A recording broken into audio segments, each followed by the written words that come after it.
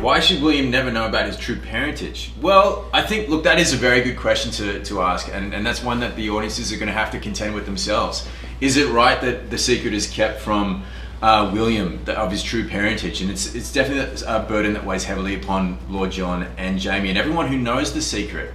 Look, it's in practical terms, we could get there's a lot of history involved with contextually, like not knowing who you are, and then to have the secret exposed would put William's life at risk. Everything that he's known about himself from a psychological point of view, but also everything that he owns, his estates, and his reputation would be ruined, which in the context of that time would be devastating. And I think that's what Lord John is trying to protect. And also he thinks that Jamie's a pretty terrible father, honestly. Like, Deadbeat dad. He's done a great job with William. He's really loath to hand him over. Look, as I said, that's a really interesting question and one for the audiences to really contend over, but important to put it in the context of time. Yeah, I think from William's perspective too, that's his entire identity. His identity is revolved around like his patriotism for his country, for king and country, and the position that he holds in England. And taking that away from him would just be absolutely devastating. But at the same time, I think there's always going to be some kind of inner turmoil of identity if he doesn't know who he truly is, right? He's always going to be kind of not 100% sure. And I always think that even though he believes, I guess, the story of his parents, I think there's something in him that knows that there's something about him that's different that he doesn't quite. And just to add one more point to that, being Jamie's son as the Earl would not like that's, you don't want Jamie to be your father. Like no, absolutely not. He's a traitor to the crown. We're all team Great Britain at the moment. Yeah. But we're on two sides of a war here, and to have Jamie be your father would probably be like the most embarrassing thing. It's the enemy. He's the enemy. Yeah, I mean, it's a cracking scene. I also just have to mention the scene where he finds out about William's truth. He's got great powers of deduction in that scene. He sort of just looks at Jamie and goes, I know. It's brilliant. Yeah, I didn't even just say anything. And I think, in that moment, Ian I think he's a little heartbroken because he sees someone on the verge in a pretty shitty situation. Absolutely. And you don't even know if I would live or die in that situation too. And it's like, do I tell him? Do I not? Should he know? It's not my place. But he is also struggling with his identity here. It's just a great scene, and lots of layers to play in it. It has one of my favorite lines. What is it? It's like the start of the scene when I'm gonna butcher this now, but when Ian says, "I've met Englishmen who'd say no." Oh, it's so good. Yeah. So it's I'm excited. I love that scene. Love. One of my favorites. I thought it was pretty incredible. I mean, it's this big song that you sing at the end that basically sums up your deeds. It goes to show how much people lived for their saga, It was all very interesting. I've loved learning all about the Mohawk culture or the Cherokee culture through this show, and getting to work with so many incredible actors that from the Indigenous community has been honestly one of the greatest pleasures of my life. All of this information and stuff is so fascinating to me, and it's great to see it being shown truthfully. Well, one's wild, ferocious, and tattooed. Oh, come on. And the other is noble and lordly. I'm not selling myself very well. I cry on the verge of death right when she meets me. Yeah. I know there's a lot of red flags going on. He's a good listener. honestly. Yeah, exactly. Yeah, I'm laying there and I can't move because I'm so sick and almost dying. Yeah. You can tell me anything you want. Look, it's out of our hands. It's up to Rachel. Yeah, I mean, I'm Team William personally. But Maybe she doesn't choose either of us. You know? Yeah, that's true. Who knows? Look, I'm not coming not at this from the boring. perspective of his father. I'm just coming at this perspective of audience participant right here in this room. Keep telling yourself that. And Charles, I love you. I love you both, actually. And I don't like to make choices. Honestly, this echoes real life though, because I'm a bit lame when it comes to going out and doing things, and like these guys really help me, go out to party a little bit in Scotland. I try my best to corrupt him, you see, but he holds fast. He's a tough nut to crack. I like my bedtime, my early bedtimes.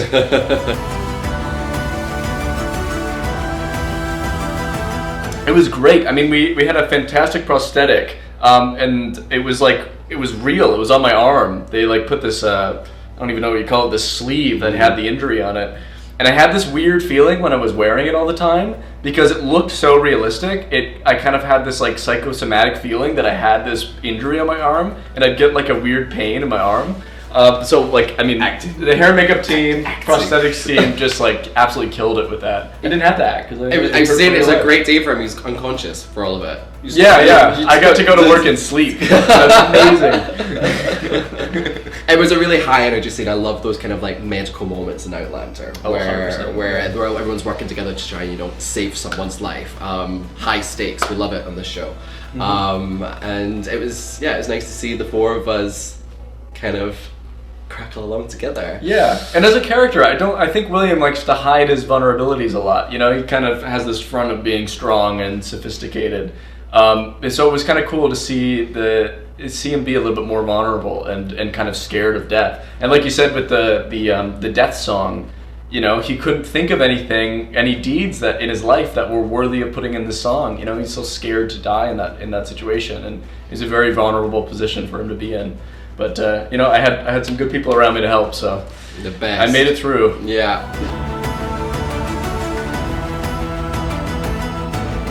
Yeah, I always called this the divorce scene. So it's basically about two people who have differences that they can't reconcile.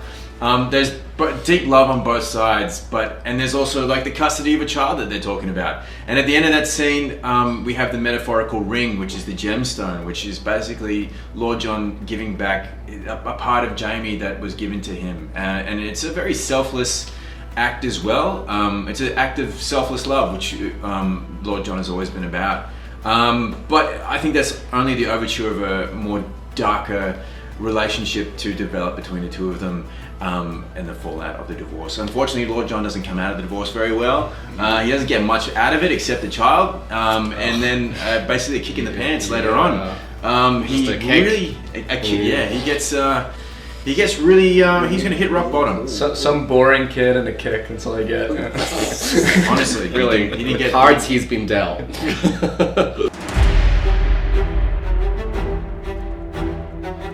Yeah, of course, that's all really to come, Mm-hmm. They are the battle, these recreations of historical battles, here they are, with our favourite characters in the middle of them. It's pretty epic. We have an amazing stunt team who put together some incredible choreography. It's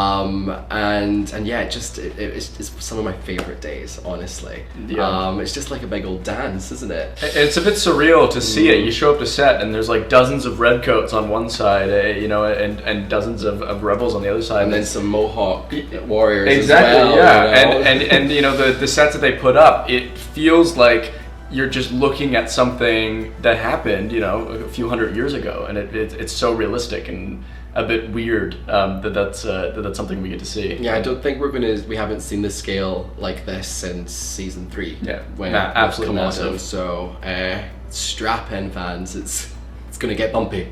He is really eager to serve King and Country, but I don't think he fully understands what that means. The kind of loss that he'll experience in war, the brutalism of it all, and he finds out very quickly, obviously. And I think that's probably why Lord John Grey is so hesitant to be on his side about going to war because he understands the realities of it. And You're terrible with the sword, honestly. yeah, and just, no skills. And then I think William grows up quite a lot in this first 8 episodes, just by experiencing the kind of harsh realities when he's no longer sheltered in England. In this season, we're going to see a lot of tension between, in these first episodes of what the war means on a personal scale, and the relationships, particularly between Lord John and Jamie as it relates to William. Lord John doesn't want. His loyalties have always been mixed. He has love for the Frasers, and he's always sort of straddled a kind of grey area, to use the pun, between his allegiances to the crown and to, I guess, the loyalists. The loyalists and the people fighting for independence. And he doesn't want. He's a bit of a pacifist. He's worried that this war is going to lead to further violence and disruption. And I think that's a sort of a conservative mindset that he brings to the show. The Frasers are kind of pushing this war forward and wanting things to change, and Lord John is conservatively saying, like, no, let's think about this, let's think about our safety and the relationships we have with people. And I think he sees Jamie's approach to war as a bit reckless, and also William's as well. He's jumping headfirst into violence, and Lord John carries that mindset into pretty much any conversation about conflict, is concern for the people that he loves and not wanting it to evolve into violence.